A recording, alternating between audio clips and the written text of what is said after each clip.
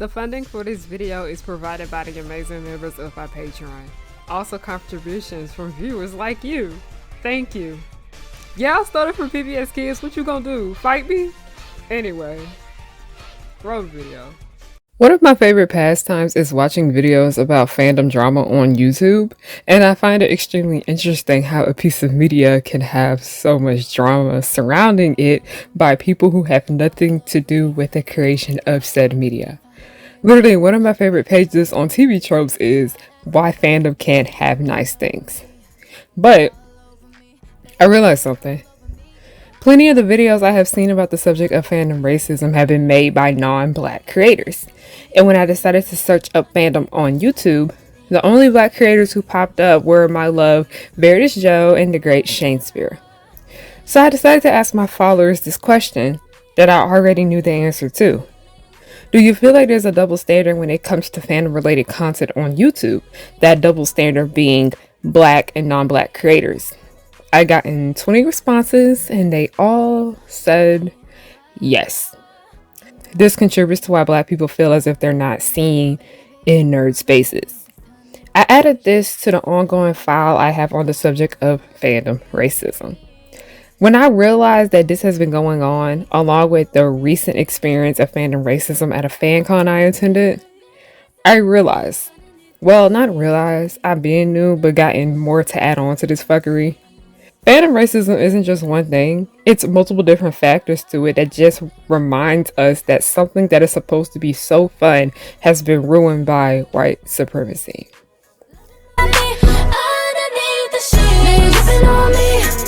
Jumping on me, underneath the sheet. Now you're loving on me, loving on me. Come on, boys, get loud. When the music starts bumping, the whole place will be jumping. It's my scene, my scene. You know what I mean. It's my scene, my scene. You know what. Hey y'all, it's Harriyanna and I'm back with another video. Hi, hello, how are you guys doing? My name is Harriyanna and welcome back to the pirate ship, also known as Harriyannahook's pirate ship. I am the captain. You are not my first mate. I don't got no first mate because you want to know why? I let everyone in on a little secret when they come over to this channel. Nobody's worthy of being the first mate, but hi, hello, how are you guys doing? My name is Harriyanna and I like to make content based off nostalgia and family and children's entertainment and all the issues that I find within those spaces. Now, y'all, it's literally almost 2 a.m. as I am recording this. If I seem really tired right now, it's because I am, okay? I truly do apologize for just the low energy right now. I'm just really tired. It's a lot going on with my health at the moment. I'm just really tired, but I still wanted to push through and get this video created. We're gonna be talking about the subject of fandom racism again for like the umpteenth time. So what exactly is fandom racism? Fandom racism, that's what it is. It is racism that occurs within fan related things. Like racism, fandom racism isn't just limited to one factor. Like being called the N-word with like a hard R by like a non-black person, and then also being told that afro, cornrows, and passion twists are unprofessional. Those are two different things. They are both, in fact, racist.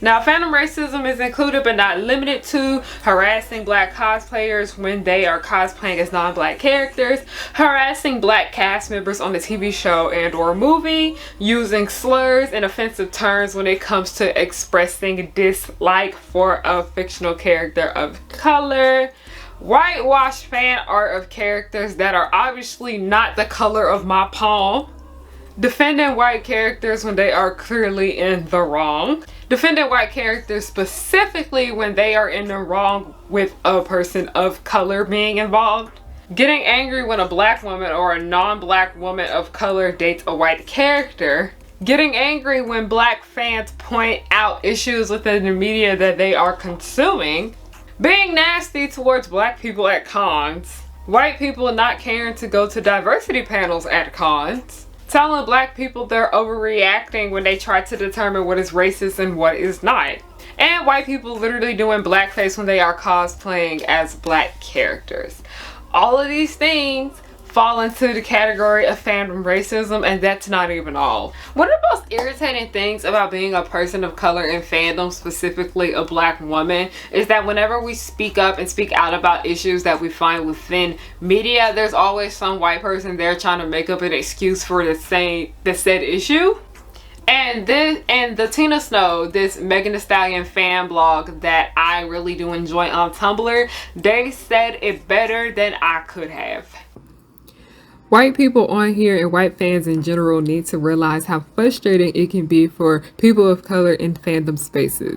When we call out racism in these shows and or movies, don't ignore it and don't add your own white guilt on top of it. We don't care if you're not like other white people or whatever your BS rationalization is. Same goes for when we call out racism directly in the fandom. Y'all really stay defending your white faves like your life depends on it, LMFAO. Just shut up and listen. One of the reasons why fandom racism continues to get worse and worse as the years go on is because people just don't want to sit down and listen to each other. Nor do they want to fucking read. Now, I know somebody is out here thinking, how is there racism within fandom? Isn't fandom supposed to be fun? And yes, fandom is supposed to be fun. I'm not having a good time. No, I do have a good time in fandom for the most part, but then also I have an entire life outside of fandom, so yeah.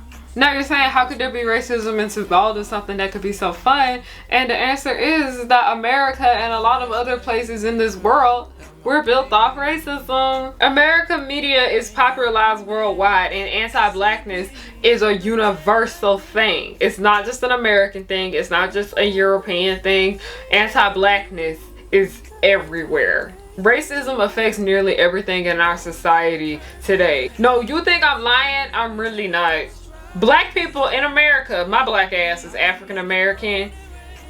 My ass is here because my ancestors were kidnapped and brought over here. That's why I'm in America right now. And then also, white people brutalized the indigenous people's land because this is their land, and terrorized them to the point where a bunch of them left, ended up fleeing, getting sick, dying, the whole nine. Okay, y'all need to do y'all U.S. history, please. And not the shit that they be teaching y'all in y'all high school textbooks. No, I'm gonna need you to actually go watch the History Channel, the Travel Channel, read a damn book at the local library. That will be all the information you need to know about what real American history is. You think you found something where racism doesn't exist? No, because if you look hard enough and if you look at the root of everything, I don't care what it is, there will be some type of racism, some type of anti-blackness, or some type of misogyny in there. It's usually them three or all three. Like the entire American film industry that we know today was built off of racism. Like, y'all, I'm not even joking. Here's a book that I've been using for reference for a lot of my videos. I read this book in 2019 and I've been rereading it again as I've just been wanting to pull more examples from it because it helped me so much with my class, and I really do highly recommend you guys read this book just as well. It is called Toms, Coons, Mulattoes, Mammies, and Bucks by Donald Bogle. And cartoons, two of the most popular cartoons in the world, the two cartoons that kind of popularized cartoons, Tom and Jerry and the Looney Tunes and the Merry Melodies. Racist as hell from time to time, not time to time, lots of times. And I find it particularly interesting because more than half the time when we are talking about the subject of fandom racism, we are talking about anti-blackness and racism towards darker skinned people of color just as well. Now, just a heads up, I will be referencing to other YouTube videos, other sources, and other videos of mine for the sake of this video because I've pulled from so many different kinds of material to make this because y'all, I'm telling you, this video was emotionally taxing and emotionally draining.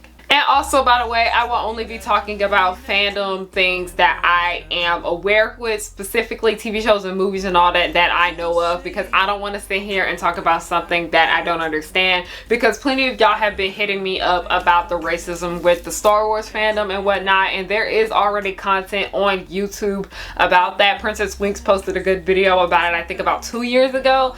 I will have that link down below for you guys to watch. It's just, I know nothing about Star Wars. I don't go there, but I did stand for John Boyega and all the bullshit he had to do and deal with them racist ass Star Wars fans, because they were terrible. Like I said, I don't go there. I don't know shit about Star Wars, but every time you go through the fandom racism tag on Tumblr, there's some shit about the Star Wars fans being racist. Like, it's honestly that terrible. But also, because when it comes to the subject of fandom racism, Star Wars is mainly one of the first things that is brought up when it comes to this subject. And I want to sit here and just talk about other aspects of fandom racism just as well that is a little lesser known, because I want people to realize that this is a big issue. It's a bigger problem than what we think it is. Like I said, because for the longest, people only thought that fandom racism was just a problem with the Star Wars fandom and just bigger fandoms in general. But no, because the reason so many people didn't know it was a problem is because nobody was saying anything, because people were too scared to speak up about that, which is a point that we will bring up later on in this video. Now, I'm just getting kind of tired of people saying that fandom racism doesn't exist when it clearly fucking does.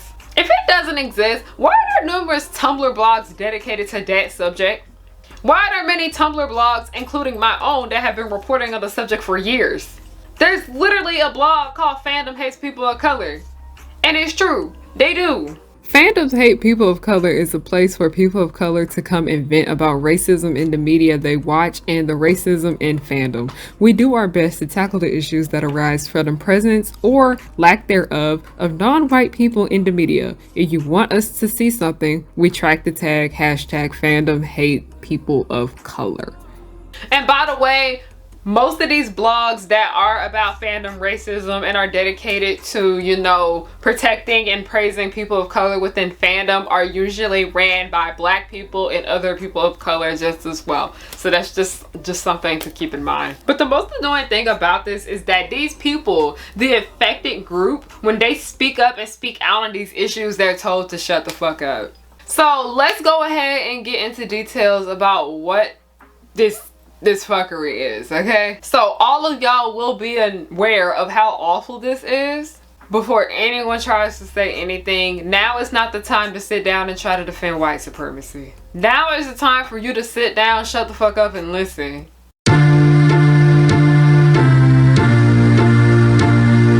Now, I'm pretty sure that plenty of people use the internet as a way to act like a completely different person. And plenty of people go to fandom to try to keep this anonymity online. I mispronounced that word so bad. Anonymous. Okay. People try to be anonymous online. Like I said, I'm not perfect. I can't pronounce shit. I really think my accent has to do with a lot of why I can't pronounce certain words, because don't get me wrong, I know that word, I know how to spell it, I know what it means, I just can't say it right. Now, so many people within fandom, because they know that this is not real life, this is the internet, and like I said, people come on the internet and try to act like a completely different person than they are in real life. A lot of these people do not like people of color. They may not talk shit about real life people and real life situations, but in that fandom, oh, their true colors come out. Their true colors come out when it comes to them discussing worlds and people that aren't real. Now, fandom is notorious for taking their dislike of people of color out on fictional ones. And one way they like to do this is to defend white characters when they are treating people of color wrong within said media. Euphoria, Miraculous Ladybug, The Hunger Games, and Descendants honestly have to be some of the worst cases that I have seen about this. But I have already spoken my piece numerous times about numerous things. So the ones I'm gonna spend the most time on with this video mainly will be Euphoria, The Hunger Games, and then I'll briefly mention Miraculous Ladybug because it's actually terrible. Now we need to talk about Miss Cassie Howard. The Cassie The Cassie discourse that I saw on the show was honestly like beyond garbage. While some people were making valid points, a lot of it was just them defending a white girl for her wrong ass actions, but they would not do the same for a black girl if they did the same thing. Cassie, as we know, fucked her best friend Maddie on and off again boyfriend Nate. Rue, as we know, is a biracial girl, was the one who ratted Cassie out, and she told Maddie what she had done. Now, nuance please people, nuance, alright? And yes, we are aware that in this scene, Rue was trying to get the attention off of her. And people were saying that she was wrong for that. And yes, I do understand why people were upset with Rue for doing this. But like I said, I low-key didn't care because Cassie was getting on my damn nerves this entire season. And I was just like, girl, you're wrong. You need to be called out for your shit. But I saw way too many people taking the side of Cassie instead of Rue in this situation, where they were talking about it was wrong of Rue to tell Maddie that information in front of all those people, versus people not wanting to acknowledge the fact that yes, Cassie actually was wrong within this situation. She indeed fuck Maddie's boyfriend.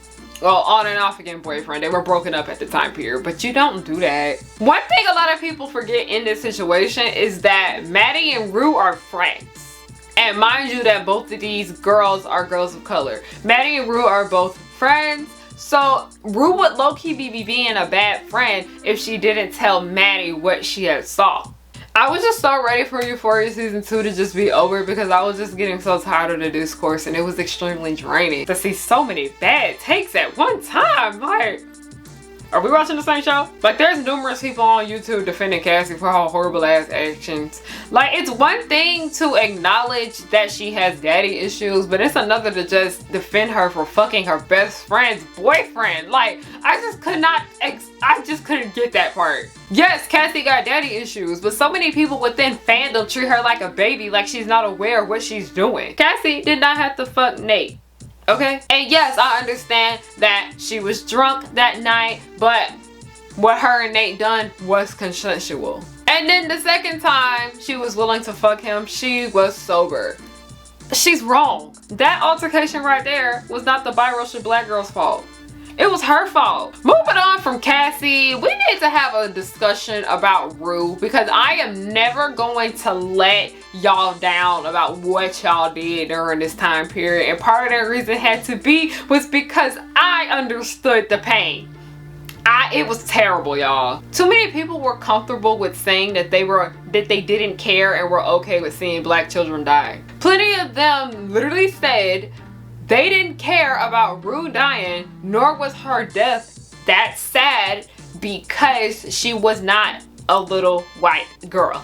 Like they pictured her in the book, which is honestly very fucking stupid because Suzanne Collins, the author of The Hunger Games, made it pretty clear that Rue was indeed not white. She was black. Are y'all blind? Like, or do y'all just not pay attention to details? Because it was clear. It was clearly there. Suzanne Collins did a good job of explaining what every character looked like. That is how she envisioned Rue. Who are you to sit and tell the author of the fucking book what their character did and didn't fucking look like?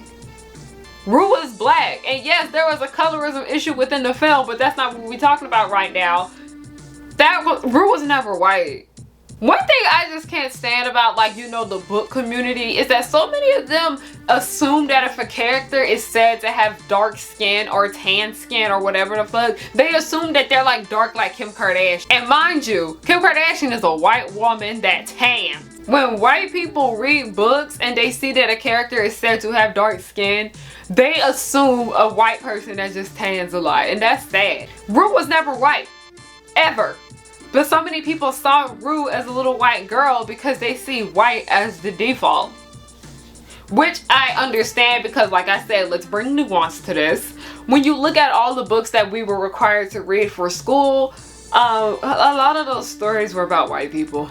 And as I was a kid that went to a majority black school, I had many black teachers. We did engage with African American literature and all that jazz. But we read way more stories written by white people and stories about white people than we did read books that were written by black people and about black people. The only few stories that I can really remember that were written by black people and were about black people were Bud Not Buddy by Christopher Paul Curtis, The Watsons Go to Birmingham, also by Christopher Paul Curtis. Othello was written by Shakespeare, that was a white man, and that story has a whole nother set of issues by itself. And Things Fall Apart, I could only name like 4, and one of them was just about a black person. The other one that was written by a white man. The scariest thing about the entire situation, where people were angry with Rue being played by a black girl, because that's literally what she is that this situation just showed that plenty of people don't care about black children. It showed their true colors on how they felt about black children, and that they just didn't care about their issues. But they felt that it was okay for them to say that because they covered it up and said that they said that about a fictional kid. They were like, oh, Rue isn't real, so it's okay that I say that. No, ma'am. Like I said, yeah, Rue is not real, but so many of y'all fail to see that how you feel about these fictional characters reflects how you feel in real life. And you never seem to sit and think about how that makes someone that looks like that, someone in that situation, someone that same age, someone that's in that same position would feel. So many of y'all fail to see that so much of the shit you say about fictional characters is how you feel about these people in real life. Like, I remember somebody had said something about how y'all be using trending topics on the internet just to talk shit about your friends. Like, I was the same age as Rue when this movie came out. Me and many of the other girls at my school really did like the Hunger Games, and we were really interested in it. This entire situation made us feel extremely uncomfortable. What these people were saying about Rue, it felt like they were saying that about us, and it scared us. And then also, the Hunger Games movie, the first one, literally came out a month after Trayvon Martin was K-worded. A black child that was K-worded. Y'all saying y'all didn't care about Rue dying because she was black hurt me and the rest of my other 12 and 13-year-old classmates. Now we gotta get on to Miraculously, but we need to talk about Alia. This entire situation right here, I think, is some of the most disgusting behavior that I have ever seen that has come from this. Like the fandom side of the internet, because the discourse over this was completely stupid, and it just really goes to show y'all that y'all don't care about protecting black girls. Y'all don't care about protecting black women. Y'all just don't. Miraculous Ladybug is one of those fandoms where every time a white person does some stupidly offensive shit to a person of color, you will see some bitch trying to make up excuses for what they had done. Like, I will never get over that one time where Chloe had told Marinette, and a Chinese girl, half Chinese, she told her to go make sushi. Sushi's Japanese. And people were defending her for saying that. And their reason was, oh, Chloe don't know better. Her mom is terrible to her. That's the same excuse y'all always use her whenever Chloe does something terrible. And I'm just gonna go ahead and say this. Miraculous fans of color, they have every right not to like Chloe. Simply because she's racist. Us saying that we don't like Chloe because she's racist does not mean we're trying to start drama. That's a valid reason. White fandom people feel like they entitled to everything, like white people feel like they're entitled to everything in the world. And they feel like within fandom that they can own this and run this space. And it just irritates me because anytime you mention any type of a critique on a black character or something that ended up being unintentionally racist or whatever the fuck, they will be like, oh, just shut up, it's not that deep. And I really just need to sit here and talk about the entire situation with Alia and Adrian, because this situation was actually very scary and very jarring, and the fact that so many of y'all just felt the need to defend him for what he done in this moment was just disgusting. I understand the intent on what he did, but he was still extremely wrong. So in this particular episode, Marinette had given Alia, like I said, Marinette is a half Chinese girl. She had given Alia is the black girl in the series.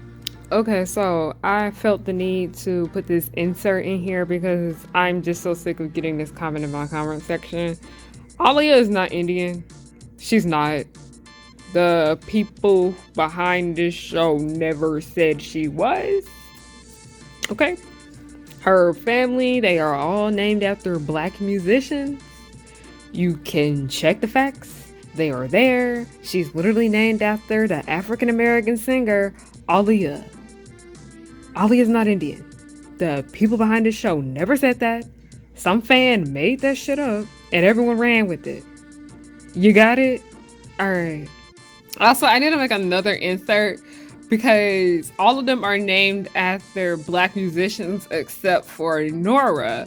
But Nora is also named after an African folktale called A Nazi. And I know, I read that story when I was little.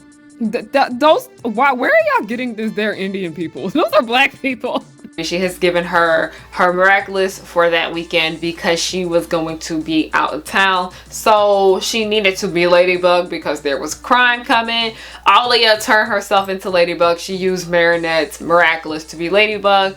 Adrian, who is Cat Noir in disguise, but that's still Adrian. Why the fuck are y'all trying to act like that's a different person? It's not. Adrian and Cat Noir are the same person. Accept it, okay? All the wrong, stupid ass shit that Adrian did as Cat Noir, Adrian did that. Okay, anyway, let's continue. Basically, he noticed that Ladybug looked different, and the reason she looked different is because that wasn't Marinette being her at the time.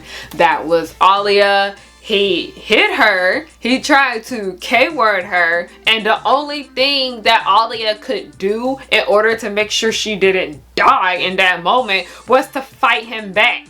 She hit him back out of protection. She hit him back to defend herself. And you had so many people on the internet trying to justify why Adrian hitting Aaliyah in that moment was okay. You could have left it at he was afraid and that's why he attacked her. You could have just left it right there. But for you to sit here and say that what he did was okay, was not. He almost tried to K-word a black girl. That's one thing that y'all are failing to see with this situation.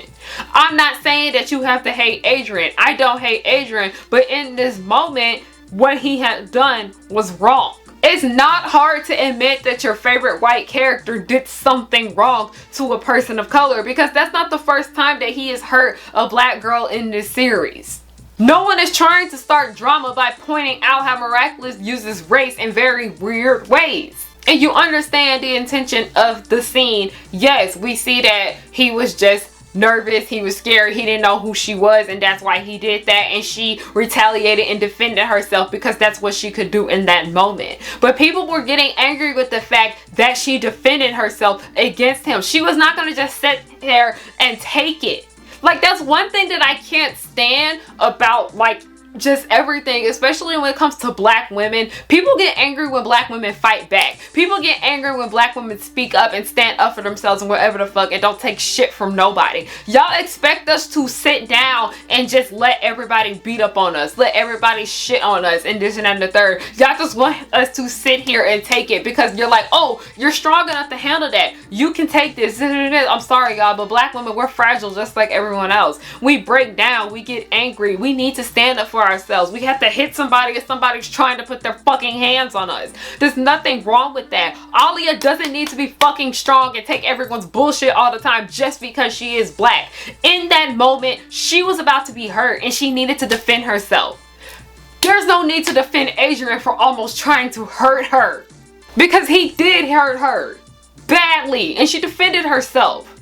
Like, what part of that don't you guys understand? That's all she could have done in that moment. She could have died.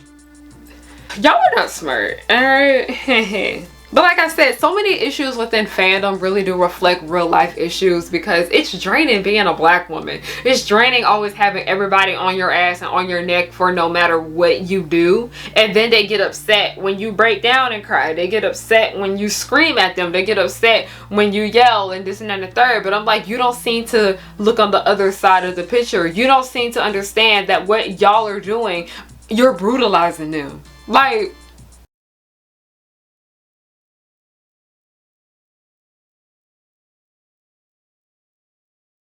white people in fandom tend to act as if people of color talking about the ways they are represented negatively in film is like something new. And like, anytime they see anything about people within fandom or just online talking about the subject of race, especially when it comes to their favorite piece of media, they feel the need to throw out these words: snowflake, SJW, and woke. And the main reason y'all saying them 3 words is because y'all don't have shit to add to the table. Y'all got nothing else to say. Like I said, y'all, oh my god, I can never get over that, like, that Fresh and Fit podcast where they had this girl on here and she called all of their asses out right there in a moment and they didn't know how to respond to it. Like, it was actually very fucking hilarious. I just want to let y'all know, none of this is new.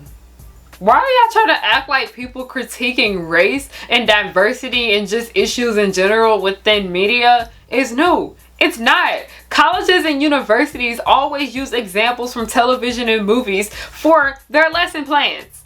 It is not even just colleges and universities. I remember in middle school and high school and even elementary school, they used media that had to do with race to teach the lesson.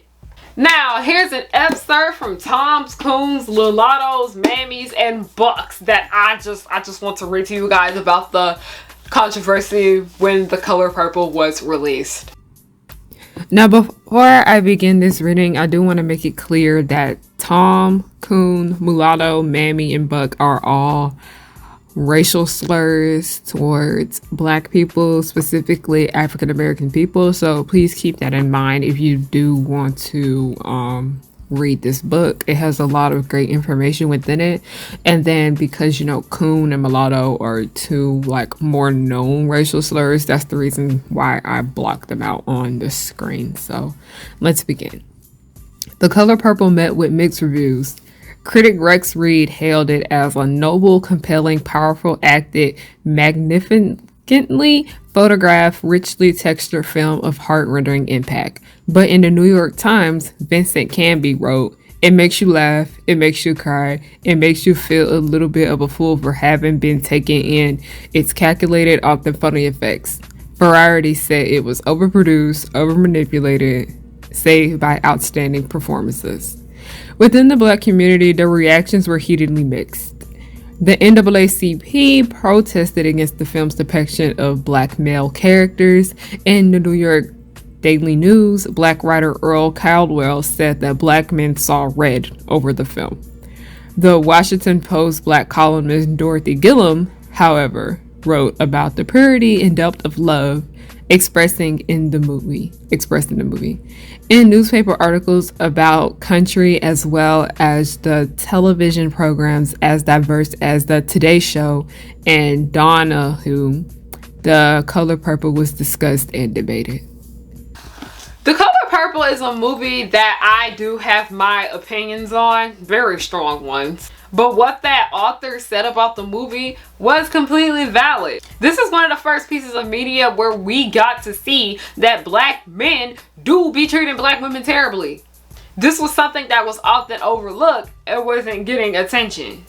Now, the American film industry has always had a big racism issue from its damn origin, because so many of the negative aspects within a film, especially the American film society, media, all of that jazz, talked about in this book, and most of the problems within this book are still very present in our media today. Like, y'all know A Birth of a Nation, that extremely racist ass movie that we're always forced to learn about in film class. And y'all, I'm not even joking.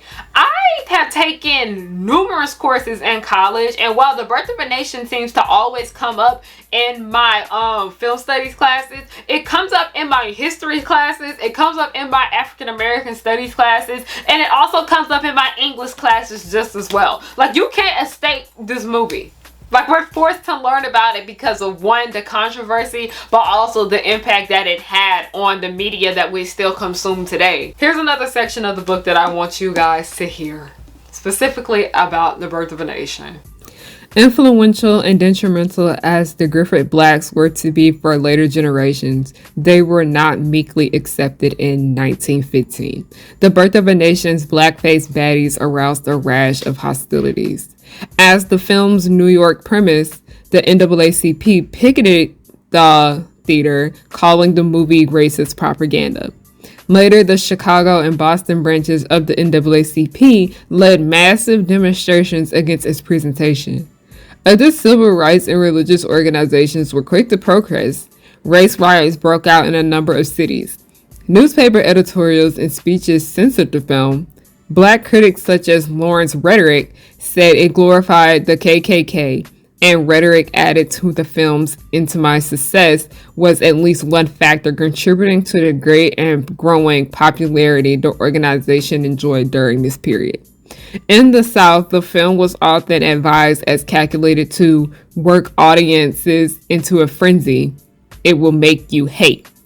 The film did more than any other single thing to nurture and promote the myth of Black dominance and debauchery during Reconstruction, wrote African American historian John Hope Franklin in From Slavery to Freedom.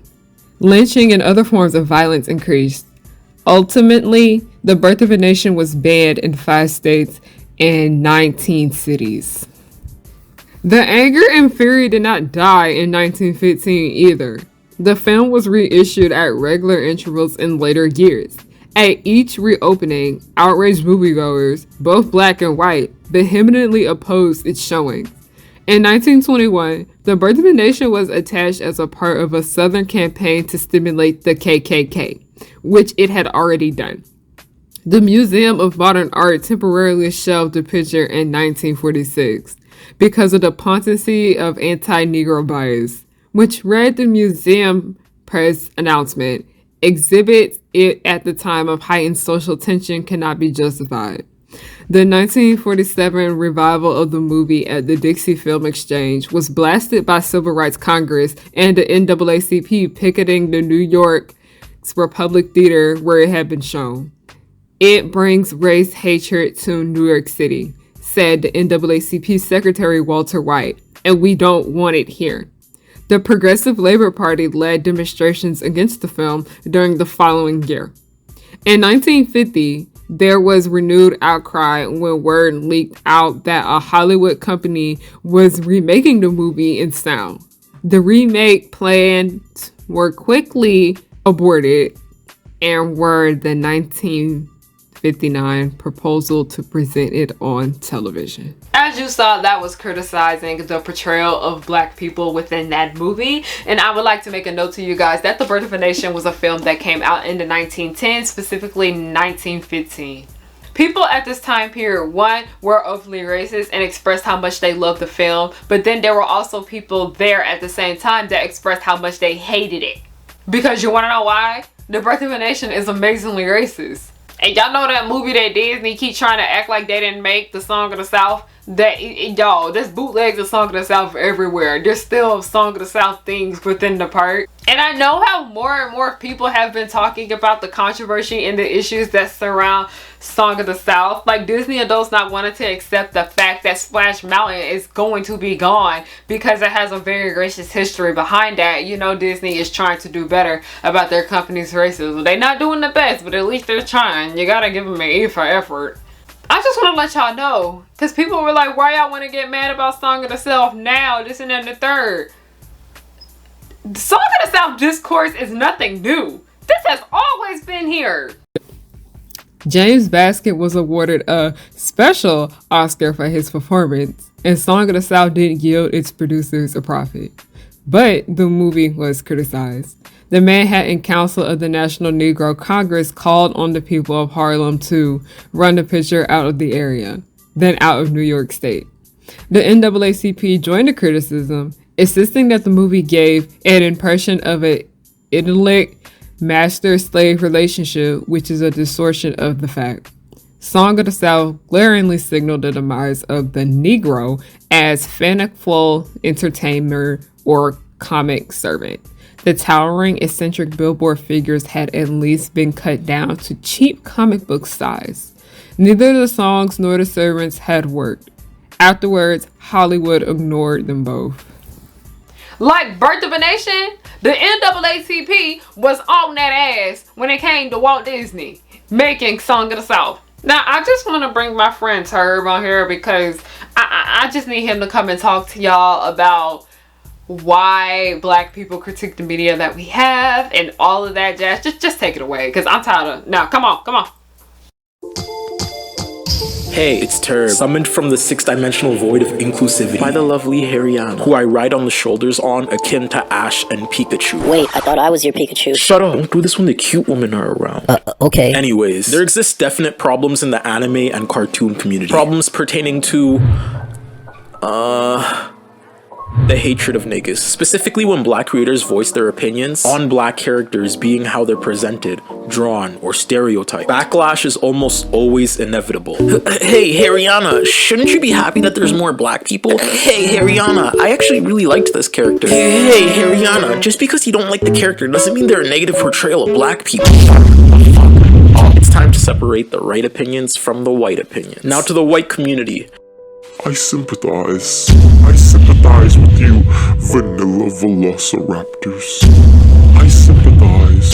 I get how y'all don't get it. A lot of the time, non-POC people who grew up watching these POC stereotypes don't get the degrading ramifications of them. Because white people are more often than not written with diversity, while black people and POC people are written as stereotypes. This is deeper than character representation though. This plays a role in internalization of self. A lot of the time, stereotypes we critique, like the strong black woman trope, are socially emplaced on us, which is also part of the reason why we have black women that recluse and refuse to speak up. Because all their life, all they've seen represented in their image was a strong black female character who fought hardships with silence and determination. While this may embody some of the black community, the black community encompasses a wide variety of cultures and ethnicities, from Afro-Latinos to Africans to Canadian Africans to African Americans, etc. There are an array of black stories to be taught. So if you get mad at a commentator for pointing out these stereotypes that we've seen damn near 1,000,000 times, you're contributing to racism, sir. Or ma'am, or they, we can get inclusive. Thank you, Mingo. You see, everything's better when we're inclusive. You like feeling included, don't you? Now, ignorance is bliss. I get it. You'd rather watch white opinions that coincide with your own. But if we value diversity of thought, if we want to strive for diversity, we also have to diversify our media. Along with diversifying our characters, we have to diversify our commentators. Although Clarence with 1 million subscribers or Ashley with 500k subs might have their opinions, they'll never get the black experience the same way a black creator will, on the premise that they've never been black. They're quackers. They're whites. They are snow succubi. Please head to your local nearest Negro if you want an opinion on a black character. Fandoms can also be overtly racist to POC creators in this regard. One example of this that comes to mind is Hey Arnold. Wait, that was like 1,000,000 years ago. Yeah, I know. Old ass nigga. Anyways, growing up I used to debate the plausibility of the character Benjamin. Not because I didn't like him and not because I didn't like the show.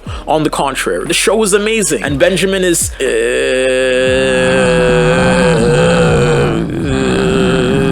I've seen the popular black best friend trope that plays basketball 1,000,000 times. Niggas think this is High School Musical. I don't dance. Watching it again and again and again and again and again and again and again and again and again in my everyday life is like the media telling me to be like this. Wow, look, it's the cool black guy.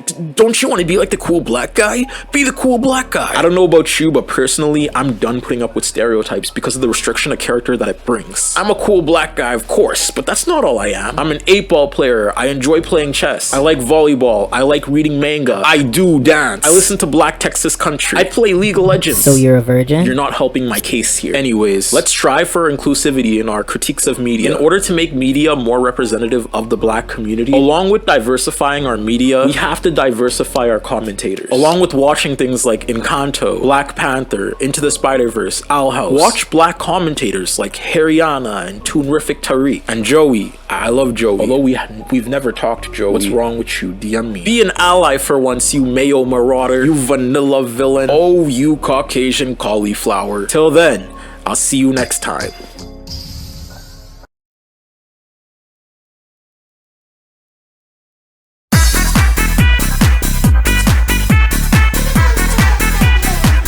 Now, moving on, I did talk about the fandom racism that we experience at fan cons, and while, like I said, racism everywhere is bad. Just because it's not as bad in one section as it is in another, all racism is still terrible and it shouldn't happen. While fan cons are just fandom in real life, and you know, people in real life do not act as malicious and as rude as they do on the internet. But just because it's not that bad as it is in real life doesn't mean that it's not a problem that we shouldn't speak about it. Like I said, as black cosplayers tend to get harassed all the time online, they don't really have to deal with that harassment in real life, but they do tend to deal with people giving them rude and nasty looks for their costumes, and then they'll have those one-off comments where people just say the most out-of-pocket shit, not realizing that they're wrong and just being very ignorant. Because I remember one time I was talking to this girl and she was telling me that this person came up to her and was like, are you sure that so-and-so character wears an afro? And she was just like, she gonna wear one today, be quiet. Like, they be making off comments about black people, including black culture within their costumes. Like, it's just annoying. And I've had my fair share of white cosplayers being rude to me when I've tried to compliment them on their costumes and whatnot, but then I'll see them being extremely nice to a white person that compliments them on our costume. Oh well, it's whatever. You go through Artist Alley, you don't really see that many artists of color, and then when you do see the artists of color, that's specifically the black ones, they don't be getting that much business as everyone else up in that room. And then also, a lot of these artists, they don't be drawing nobody darker than the palm of my hand. Y'all see how pale the palm of my hand is?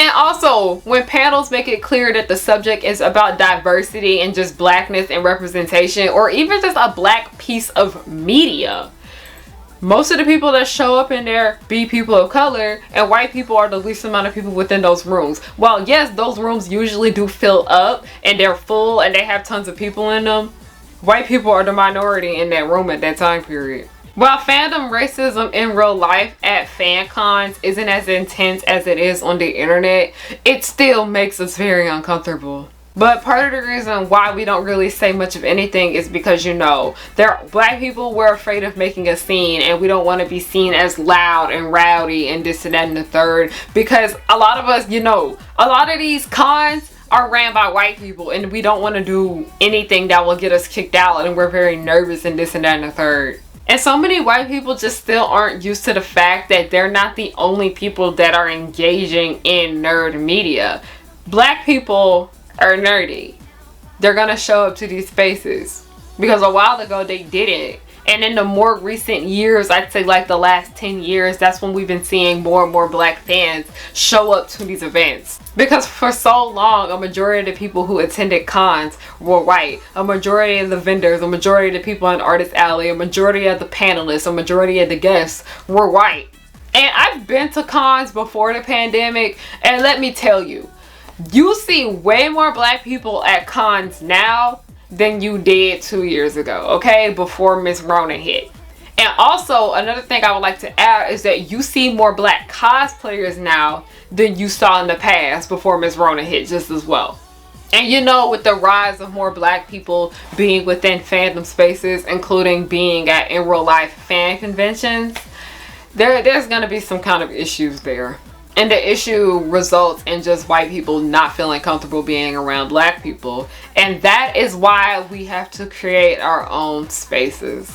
Out of time, sparkle, dazzle all the way. Just a couple more minutes till you're on the stage. Mirror on the left, mirror on. Now, I've been reading Stitch's Media Mix for like the last few months, and their work has been very, very helpful for me. I truly do enjoy it. I will have her link to her website down below, and I also will include a piece of the article that I will be referring to. They're a creator that's very open about their negative experience within fandom, and she will not stay quiet about that bullshit, okay? Now, I had mentioned earlier that fandom people hate when you bring up any kind of issue related to race in said media, and they go as far to say as, leave this out of it, this is not the place for that. I have had my fair share of dealing with and experiencing and seeing racism within chat rooms and discords.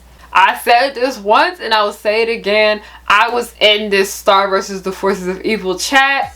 I literally got harassed out of there. I was called the N-word. I was called ugly for being black. They said they didn't want black people in there. It was completely hideous. And I always think of this one scenario anytime anything about this show comes up. Me dealing with fandom racism with Star versus the Forces of Evil's fandom is why I don't give a fuck about what happens with that show. I see mad people talk mad shit about this show all the time on the internet, and I don't care because I had such a bad experience with it. I will defend that Star versus the Forces of Evil had a solid first season. I don't give a fuck about people shitting on how bad it ended. because I had such a terrible experience with it. It's sad because I know people worked hard on that show. The story looked beautiful. The voice acting was great. The story was so-so, but it's so hard for me to appreciate the greatness with that show because every time I think about it, I think about how I got bullied out of that fandom. People like to see fandom as a safe space, and when they think of something being a safe space, they think the issues within the world do not exist and that they can say whatever they want about them. And no, absolutely not. Now, I'm going to read you guys an excerpt from Stitch's Videos Mix, and it's specifically talking about how fandom tries to say that people of color are starting drama when they speak up about race issues. Here you go. For example, if a person you're in a drama-free fandom server with then goes off on an anti-black MLL rant or suggests that George Floyd deserved to be murdered and you bring it up, guess who's more likely to get run out of the fandom space or seen as a drama monger or even an anti? Guess who's going to be seen as needless, political punished as a result? Not the anti-black person spreading hatred and victim blaming. You, the likely black person, is going, this person is making this space unsafe for me. It's wild because fandom prides itself on supposedly self-regulating, but then it doesn't. None of the races in fandom ever get regulated out, and in these fandom spaces, only fans of color who speak on the harm and share digital space with races get punished. Do you know how much it sucks constantly to see fans of color get punished for bringing up an issue when the racist that started it gets coddled? A political and drama-free spaces are a lie. They don't actually exist. In the case of racism and fandom, there are spaces that take the side of bigots who create good content over that of offended, harmed, triggered people who contend to see as less valuable or non-existent. But sometimes the content is just racism, and that says a lot. A person of color who goes, hey, the way you're talking about this person or character of color hurts me, feels kind of racist, could you stop, is treated as bully and a harasser, while the person frothing at the mouth in the racist rage is just the victim. Every single time. Sorry, not sorry, but pointing out how every black female character in Descendants is not starting drama. Sorry, not sorry, but calling out how Julie Plec, how she portrays Bonnie in the Vampire Diaries, is not starting drama. Sorry, not sorry, but saying you don't like Chloe Bourgeois because she's racist is not starting drama. Sorry, not sorry, but calling out the racist, unfunny jokes in The Office is not starting drama. Sorry, not sorry, but calling out anti-blackness and colorism in anime is not starting drama. It's all about me. Will fandom racism ever stop? I'm gonna tell the truth, probably not. And you wanna know why?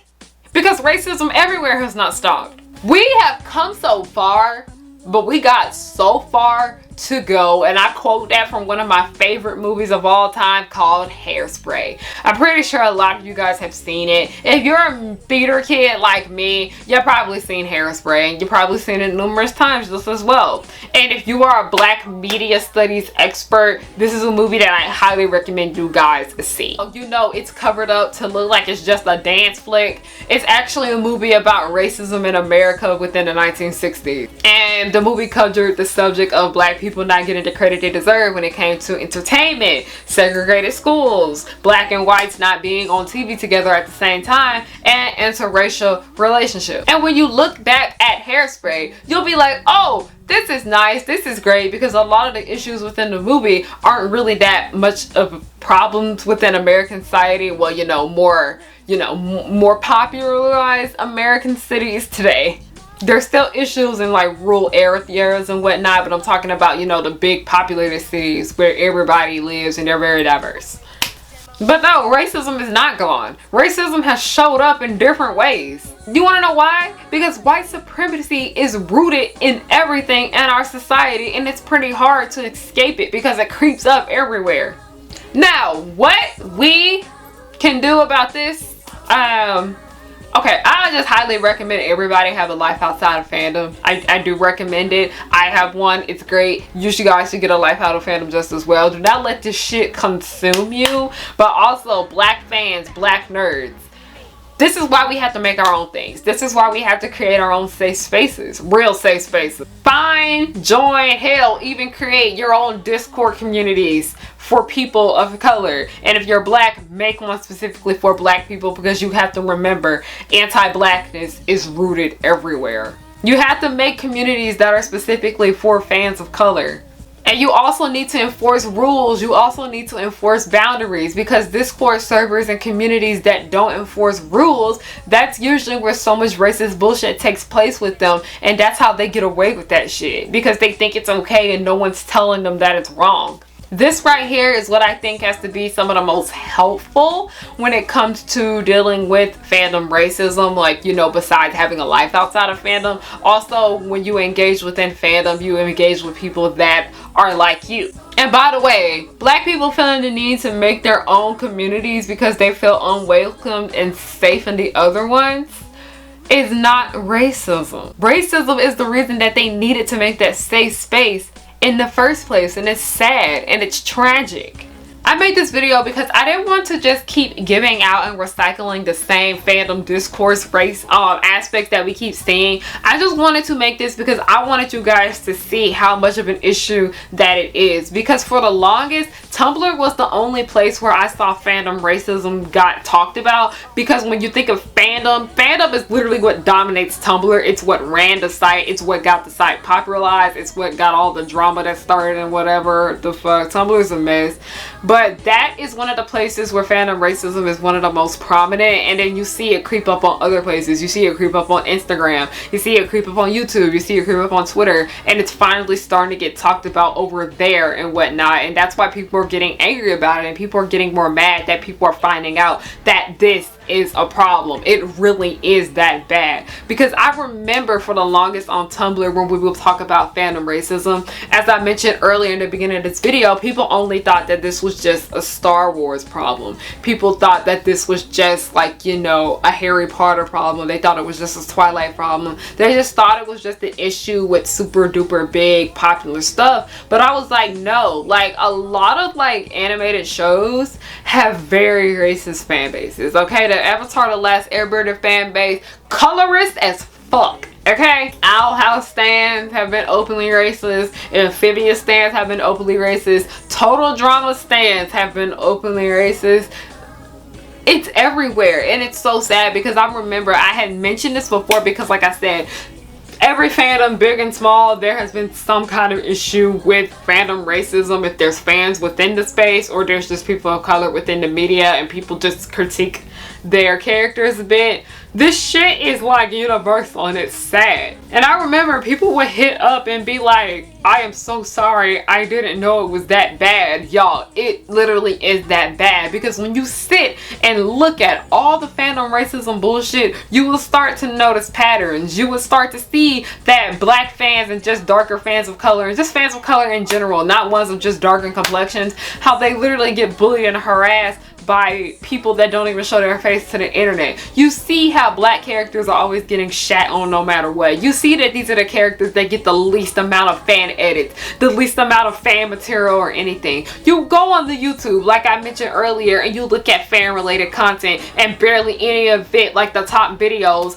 are made by black creators. Fandom is a place that is extremely anti-black, extremely colorist, and a lot of misogynoir just as well too, because there's a different kind of hatred that fandom has for black women. It's honestly very hurtful. People think fandom is just all funny sunshine and rainbows with drama here and there and whatever the fuck. But no, there are real issues within these spaces. There are big, serious problems here, and white supremacy is to blame because white supremacy is rooted everywhere.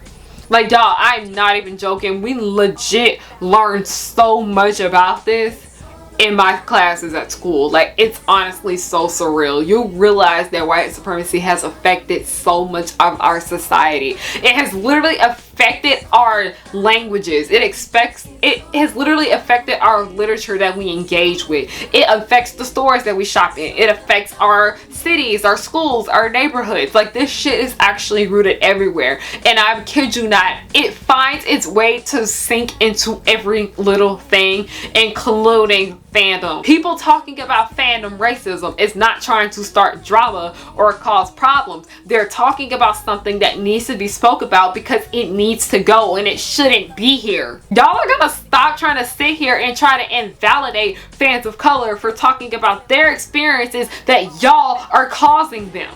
This is supposed to be a safe space. Fandom is supposed to be fun. It ain't fun, Paramore. But like I said, at the end of the day, it's what you make of it. Like, yeah, I can talk about this and that and the third and speak up and speak out about this and whatnot, but I'm not gonna sit here and just engage with it all day and cry about it and this and that and the third. I'm gonna go to the community of people that I feel safe with and engage with and just work with them and go on. And it's weird because I noticed that, like, this is just sidebar, like, I'm done, y'all, but this is just something I've noticed, that the most racist people within fandoms, they be the ones that be engaging in it the most. What that tell you? What that tell you? But thank you guys so much for watching this. This was a long one. Thank you so much, Turb, for helping me out with this video. I love you. You guys should really check out his channel, and I also collab with him on a video on his channel just as well. You guys should check that out down below. If you guys would like to support me, I have Patreon, I have GoFundMe, and I have Buy Me a Coffee, and I have a Ko-fi. All the links for that will be down below. The GoFundMe is specifically for my web series called The Progenies. We really want to get back to filming, so please help us get the funding that we need to do so. If you guys want to know where you can support me for free, watch The Progenies. It's my web series. Links will be down below. If you want to know another way you can support me for free, is just to follow me on everything at Harriyanna, HARIYANNA. If you guys really are interested in reading this book, it is extremely helpful because not only do you just get really educated on the common black stereotypes that we see within our media, you also get to learn about American history a lot through this just as well. It's a good read. I highly recommend it, okay? And by the way, it's like you also don't have to read it all at one specific time, because there's, like, in the table of content, they list the stereotypes and they also list the movies that they pick from. So if you just want to read specifically about a specific stereotype or a movie, you are free to do so. But my time is about to run out on this. Thank you guys so much for watching, and have a good night.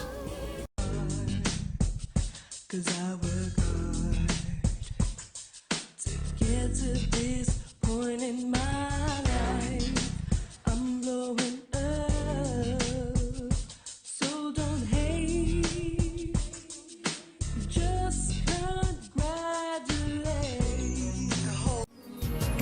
The Powerpuff Girls will just blow your mind. Buttercup like villains 3 at a time. Bubbles will smile while kicking your butt, and Blossom will lead them out of their rut.